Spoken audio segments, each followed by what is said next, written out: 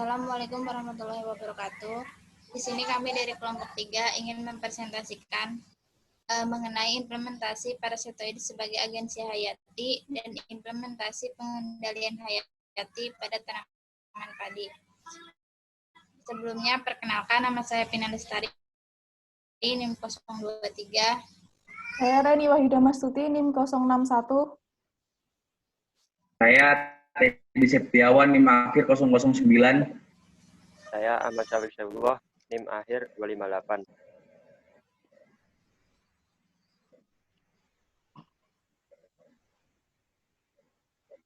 Selanjutnya di sini ada pengertian mengenai parasitoid. Parasitoid adalah serangga yang memparasit atau binatang antropoda lainnya. Parasitoid bersifat parasit pada pradewasa, sedangkan dewasa hidupnya bebas dan tidak terkait pada inangnya.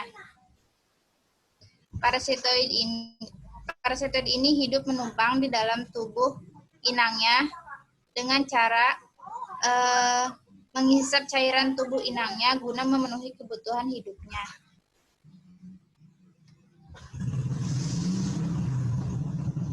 Kemudian ada beberapa parasitoid yang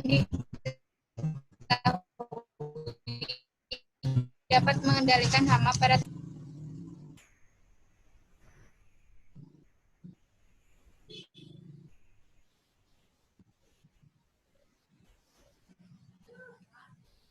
ada Aphantalis spesies Hemiptera braconidae.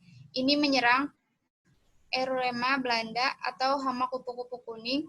Sifatnya itu endoparasit dengan meletakkan telur-telurnya di dalam tubuh larva.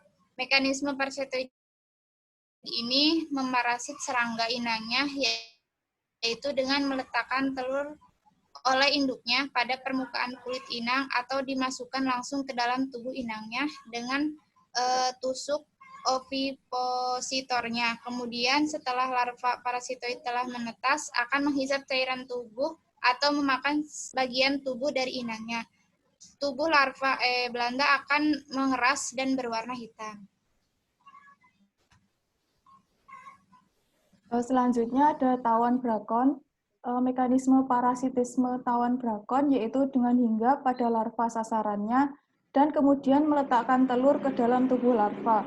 Kemudian telur tersebut menetas menjadi larva dan akan memakan tubuh inangnya sehingga menyebabkan kematian serangga inang. Dalam tubuh satu larva bisa terdapat 50 sampai 150 telur larva tawon brakon. Jenis-jenis hama inang tawon brakon diantaranya yaitu ulat, kutu, kepik, wereng, dan serangga, serta terdapat 2 jenis tawon brakon yang menyerang hama penggerek batang Zooxera spesies, yaitu tawon brakon Myxoma chinensis dan brakon Zooxerae. Selanjutnya ada parasitoid yang mampu memparasitasi Bactrocera dorsalis, ada Biosteres vandenbosschi, terdapat pada buah belimbing dan jambu air. Copius makii sonan dan parasitoid Chalcidoidea terdapat pada buah belimbing. Eurotomide ditemukan pada buah belimbing, jambu air, dan mangga, sedangkan Diapriidae dan Euloplidae terdapat pada buah mangga. Isolasi parasitoid Bactrocera dorsalis dapat dilakukan dengan mengambil atau mengumpulkan buah yang sudah masak yang mengandung telur dan larva lalat buah Bactrocera. Untuk mengembangkan parasitoid dapat dilakukan dengan memasukkan buah yang telah mengandung telur atau larva lalat buah ke dalam kandang parasitoid. Maka akan didapatkan buah yang telah mengandung parasitoid. Nah, setelah parasitoid didapatkan, kemudian dilepaskan ke alam atau ke kebun yang berdasarkan hasil monitoring di lahan tersebut terdapat lalat buah dengan kelimpahan yang tinggi. Dengan demikian, parasitoid yang telah dilepas ini akan memparasiti lalat buah, sehingga akan berdampak pada penurunan populasi lalat buah dan akhirnya kerusakan buah berkurang. Setelah kita pahami tentang parasitoid, masuk ke dalam pengendalian hayati tanaman padi parasitoid Trichogama spp. Nah, Trichogama spp sendiri adalah parasit yang telah digunakan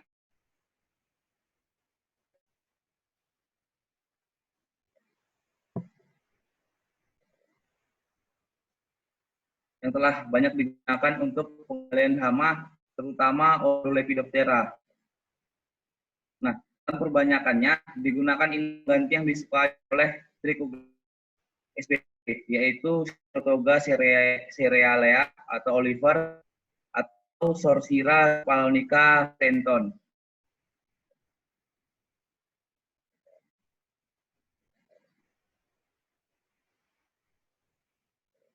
Lalu tahapan kegiatan yang dilakukan pada umumnya pertama perbanyakan Sorcira,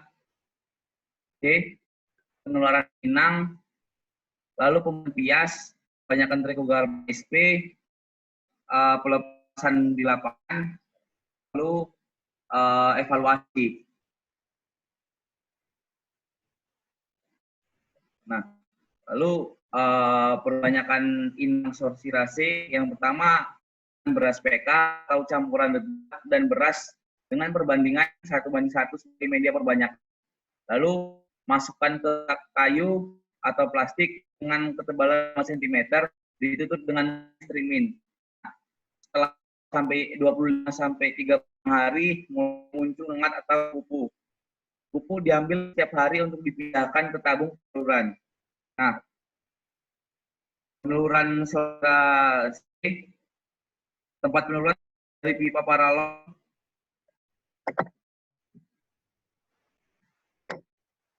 pipa paralon 4 panjangnya 13 cm, kedua sisi ditutupi kain strimin. Lalu masukkan lengat atau kupu Sorciraceae sebanyak 150 ekor per tabung. Lalu letakkan di atas nampan plastik dengan sisi berdiri.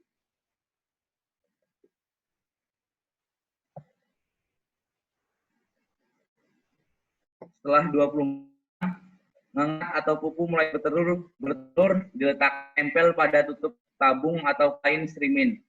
Lalu pengambilan telur dilakukan pada hari kedua, 3, dan dengan cara menyapukan halus pada tutup tabung di tampan plastik.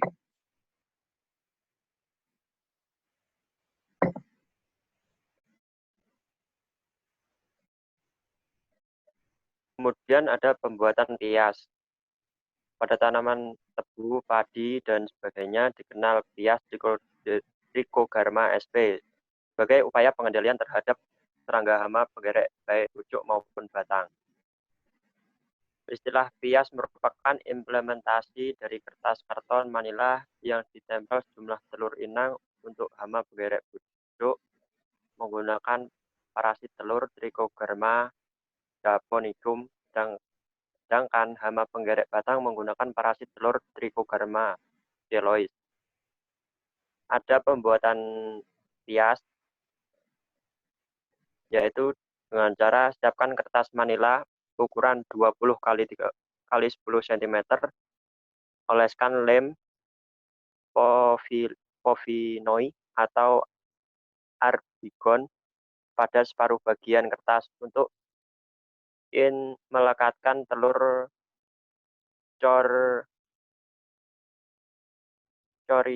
Corica C. Taburkan telur dengan menggunakan saringan teh agar telur menempel merata pada kertas.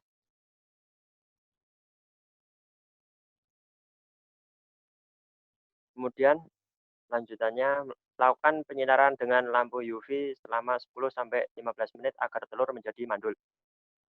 Kertas dipotong-potong dengan ukuran 2-3 cm.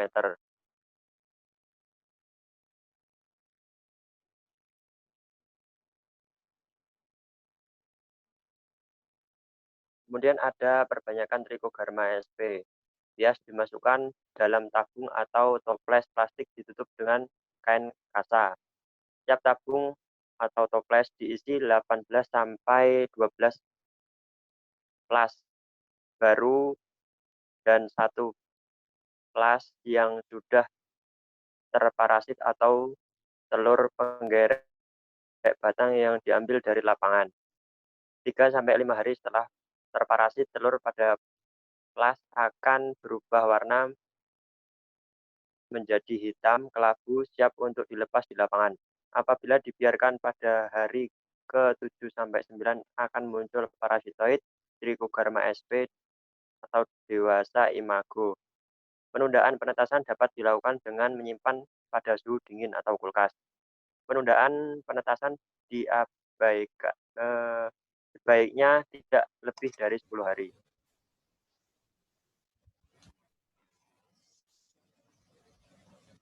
Kemudian ada pelepasan di lapangan.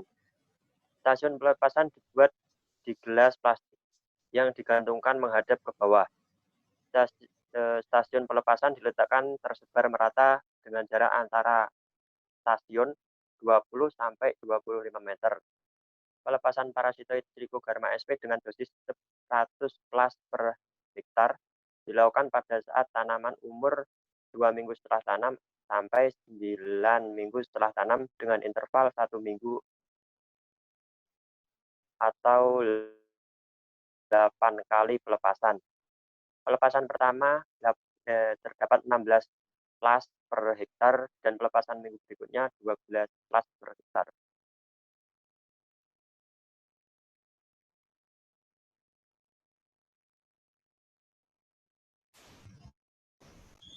Sekian presentasi dari kami. Mohon maaf bila ada salah dan jika ada pertanyaan silakan tulis di kolom komentar. Terima kasih.